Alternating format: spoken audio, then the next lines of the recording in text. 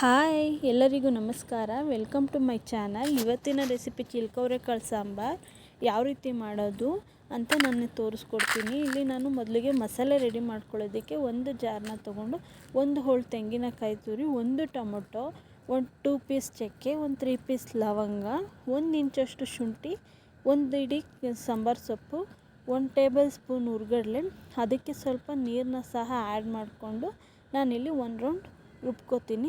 ಈಗ ಅದಕ್ಕೆ ಒಂದು 4 ಟೇಬಲ್ ಸ್ಪೂನ್ ಸಾಂಬಾರು ಪುಡಿ ಹಾಕ್ಕೊಂಡು ಸ್ವಲ್ಪ ನೀರನ್ನು ಸಹ ಸೇರಿಸ್ಕೊಂಡು ನೀಟಾಗಿ ಇದನ್ನು ಸಹ ರುಬ್ಕೋತೀನಿ. ಈಗ ಅದು ರುಬ್ಬಾಗಿದೆ. ಈಗ ಅಷ್ಟರಲ್ಲಿ ಒಂದು ಕುಕ್ಕರ್ನ ತೊಗೊಳ್ಳೋಣ.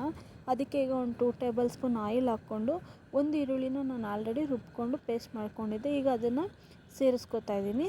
ಅದನ್ನು ನೀಟಾಗಿ ಫ್ರೈ ಮಾಡ್ಕೋತೀನಿ. ಬರೀ ಈರುಳ್ಳಿನ ನಾನು ರುಬ್ಕೊಂಡಿದ್ದೆ. ಈಗ ಅದಕ್ಕೆ ಒಂದು ಟೊಮೊಟೊನ ಸಣ್ಣದಾಗಿ ಕಟ್ ಮಾಡ್ಕೊಂಡಿರೋದನ್ನ ಸೇರಿಸ್ಕೊತಾ ಇದ್ದೀನಿ. ಅದನ್ನು ಸಹ ಫ್ರೈ ಮಾಡ್ಕೊಳ್ಳೋಣ ಚೆನ್ನಾಗಿ.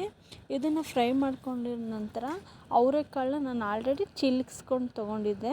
ಇದನ್ನು ವಾಶ್ ಮಾಡಿಕೊಂಡು ನೀಟಾಗಿ ಈಗ ಇದಕ್ಕೆ ಮಿಕ್ಸ್ ಮಾಡ್ಕೊಳ್ಳೋಣ. ಇದು ಒಗ್ಗರಣೆಯಲ್ಲಿ ಹಸಿ ಸ್ಮೆಲ್ ಹೋಗೋ ತನಕ ನೀಟಾಗಿ ಅದನ್ನು ಫ್ರೈ ಮಾಡ್ಕೊಳ್ಳೋಣ. ಈಗ ಅದಕ್ಕೆ ನಾನು ಒಂದು ಆಲೂಗೆಡ್ಡೆನೂ ಸಹ ಸೇರಿಸ್ಕೊತೀನಿ.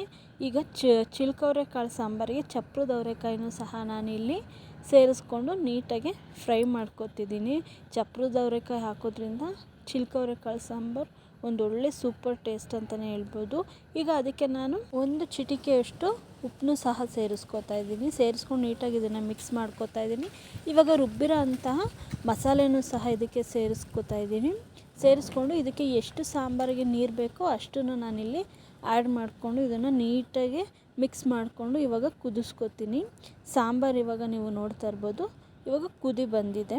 ಈಗ ಅದಕ್ಕೆ ಇನ್ನೂ ಸ್ವಲ್ಪ ಸಾಲ್ಟನ್ನ ಹಾಕ್ತಾಯಿದ್ದೀನಿ. ಯಾಕೆಂದರೆ ಆಗಲೇ ನಾನು ಕಮ್ಮಿ ಸಾಲ್ಟ್ ಹಾಕಿದೆ. ಹಾಗಾಗಿ ಈಗ ಸಾಲ್ಟನ್ನ ಸೇರಿಸ್ಕೊಂಡು ನೀಟಾಗಿ ಇದನ್ನು ಬೇಯಿಸ್ಕೊತೀನಿ. ಈಗ ನೋಡ್ತಾ ಇರ್ಬೋದು ಸೇರಿಸ್ಕೊಂಡು ಈಗ ಇದನ್ನು ಬೇಯಿಸ್ಕೊತಿದ್ದೀನಿ. ಈಗ ತುಂಬ ಚೆನ್ನಾಗಿ ಸಾಂಬಾರು ಆಗಿದೆ. ನಾನು ಒಂದು 10 ಮಿನಿಟ್ಸ್ ಬೇಯಿಸ್ಕೊಂಡಿದ್ದೆ. ಈಗ ನೋಡಿ ಈ ಥರ ಆಗಿದೆ ಸಾಂಬಾರು. ನೀವು ಒಂದು ಸಲ ಟ್ರೈ ಮಾಡಿ. ಈ ಸೀಸನಲ್ಲಿ ಅದು ಈ ಚಿಲ್ಕವರೆಕಾಳು ಸಾಂಬಾರು ಅಂದರೆ ತುಂಬ ಚೆನ್ನಾಗಿರುತ್ತೆ. ನೀವು ಒಂದು ಸಲ ಟ್ರೈ ಮಾಡಿ. ಇಷ್ಟ ಆದರೆ ಈ ನನ್ನ ಒಂದು ಪುಟ್ಟ ಚಾನಲ್ನ ಸಬ್ಸ್ಕ್ರೈಬ್ ಮಾಡ್ಕೊಳ್ಳಿ, ಶೇರ್ ಮಾಡಿ, ಲೈಕ್ ಮಾಡಿ, ಕಮೆಂಟ್ ಮಾಡಿ. Thank you.